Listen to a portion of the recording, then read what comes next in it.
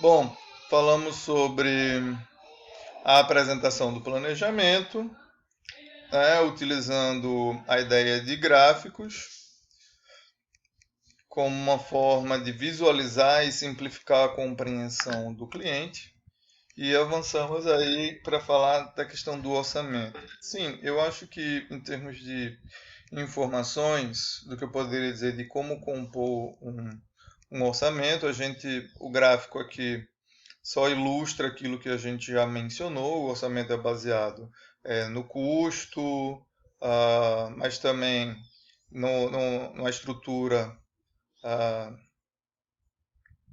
na estrutura do processo, ou seja, comparando com outros procedimentos parecidos, comparando com os concorrentes, mas no final é também limitado pela possibilidade do que o cliente pode pagar. Então tudo isso tem que ser adequado para que seja um orçamento, uma proposta de valor que seja viável também, para que os consultores não tenham prejuízo, né? A dica que a gente pode dar com relação a isso é que, em paralelo a todo trabalho de desenvolvimento aí, é, do planejamento, se faça também uma pesquisa, um levantamento aí de concorrência, de como a concorrência da consultoria age, de forma a ter esses parâmetros, né? Então, uma consultoria ela tem que fazer também o dever de casa, assim como vocês vão investigar os concorrentes de um possível cliente, vocês também têm que investigar os concorrentes, os seus concorrentes mais diretos, para que vocês saibam construir o seu posicionamento de mercado, o que inclui a definição de preço. Ok? Dito isso, a gente avança para a ideia de uma equipe.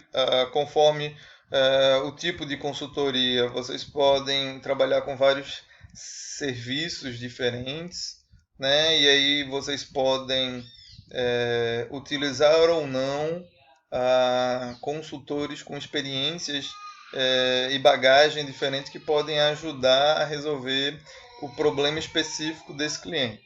Então é importante que toda a equipe tenha definido quem é o chefe, quem é o líder, e aí vocês sabem que líder não é o cara que manda, mas é o cara que coordena todo um processo, né? Então é importante que seja uma pessoa que tenha expertise na questão da liderança, na coordenação, que saiba estabelecer as metas, saiba cobrar, que saiba motivar, que saiba trabalhar, liderar equipes, né? E cada um dessa equipe, que pode ser uma única pessoa, a um grupo de mais pessoas, elas precisam ser selecionadas conforme o tipo de necessidade. Então, por exemplo, se é um trabalho que eu vou precisar conversar com funcionários da empresa, vou precisar ouvi-los, vou precisar entrevistá-los, é importante que tenha dentro dessa equipe um consultor que saiba coletar dados e trabalhar com pesquisas qualitativas. Olha aí de novo uma aproximação, né, do trabalho da consultoria com aquela disciplina de métodos de pesquisa e tal, que a gente geralmente vê lá no começo do curso de administração e que depois a gente não vê mais, e que a gente às vezes dá graças a Deus que tem projeto integrador, porque aí não tem TCC, não tem que fazer esse trabalho todo, mas aí a gente também não desenvolve essa expertise, né, das, das abordagens metodológicas. E eu diria, por experiência, né, eu tenho uma bagagem mais em pesquisas qualitativas do que quantitativas, de que trabalhar com entrevistas não é uma coisa tão simples assim. Não é complexo coletar os dados, mas saber coletar e depois, sobretudo, saber analisar demanda uma bagagem boa, né, que a gente vai construindo com o tempo, com o conhecimento e por aí vai. Então é importante aí, da mesma forma, se a gente tem que trabalhar com mensurações, ou seja, com dados estatísticos, é importante uma pessoa que saiba trabalhar com dados estatísticos, saiba utilizar softwares, de dados estatísticos, saiba fazer cruzamentos de dados, né?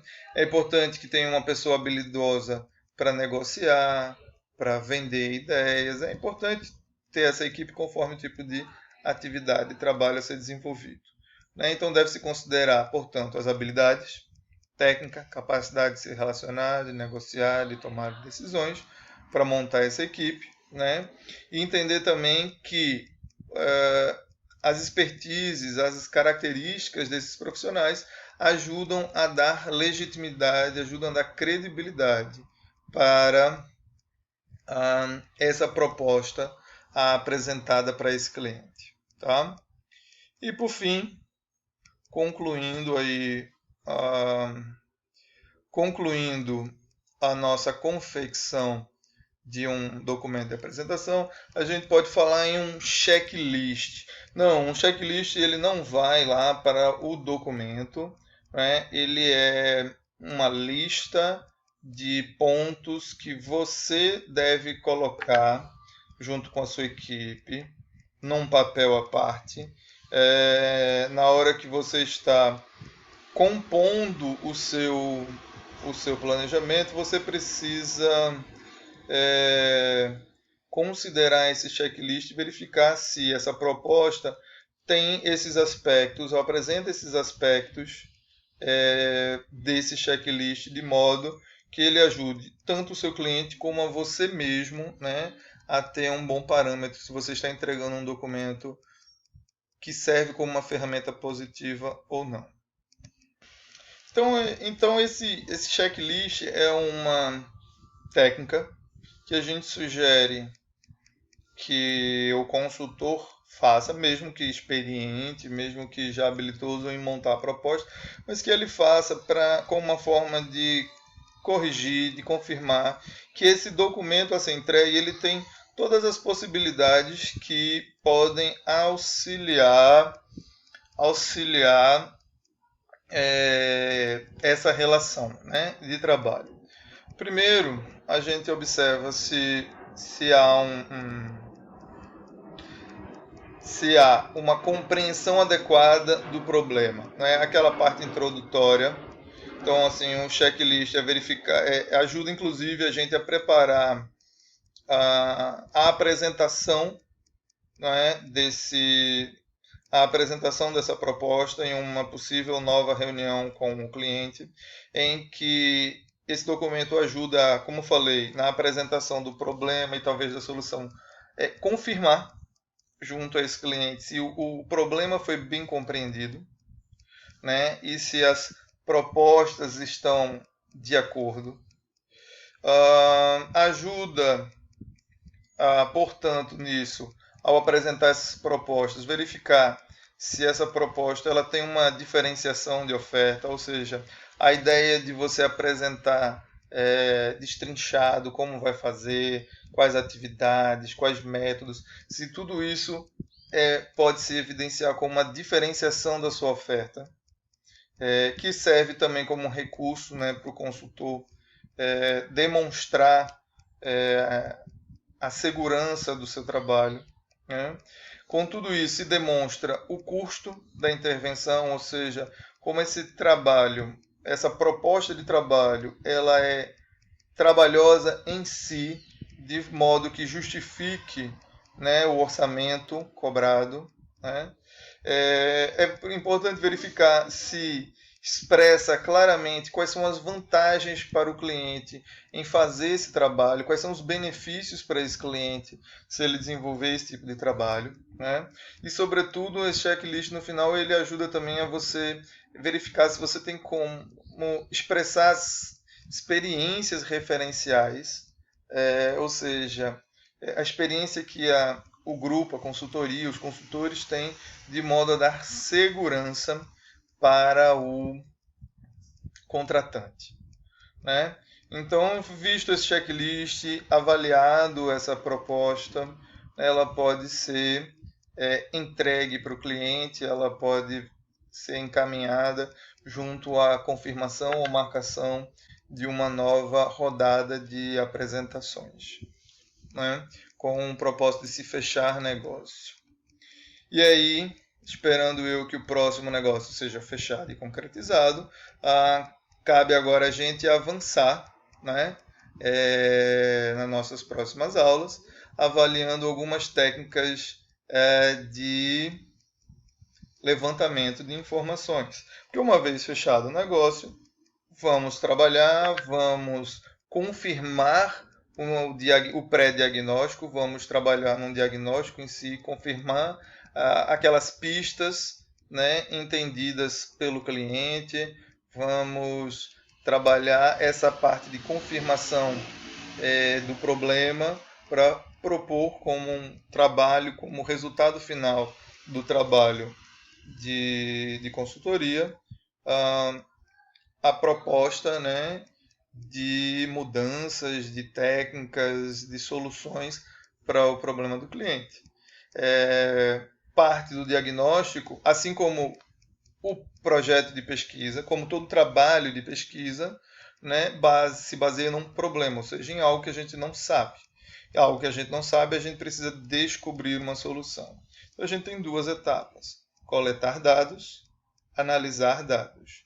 Então, acho que na próxima aula a gente vai falar um pouco sobre técnicas de coleta de dados, mas antes, ou até lá, a gente tem aí uma atividade para vocês fazerem, para desenvolverem, fazer uma atividade diferente com vocês.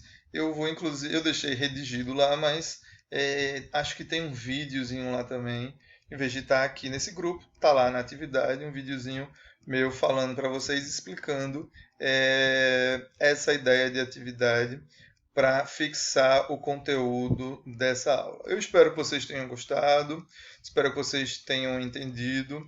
Convido novamente a vocês a acessar a biblioteca virtual para folhear, ler e se aprofundar nesse assunto a partir do livro-texto, que está aqui, ó, indicado aqui no finalzinho, nas referências. Lembrem-se, 2 a 15, 13 páginas, simplesinha, cheia de gráficos, um textozinho curto, vale a pena essa conferida, ok?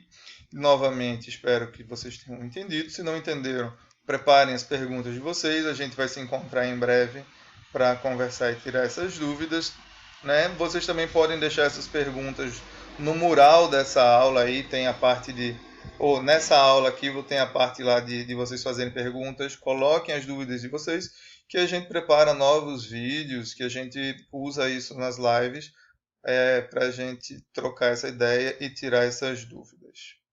Ok, mais uma vez obrigado a todos, espero que vocês estejam todos bem, espero que vocês estejam se cuidando dentro do possível, que vocês estejam cuidando da família de vocês, tá? Que Deus abençoe a todos nós, que todos fiquemos bem, que em breve a gente possa se ver novamente. Um grande abraço a todos.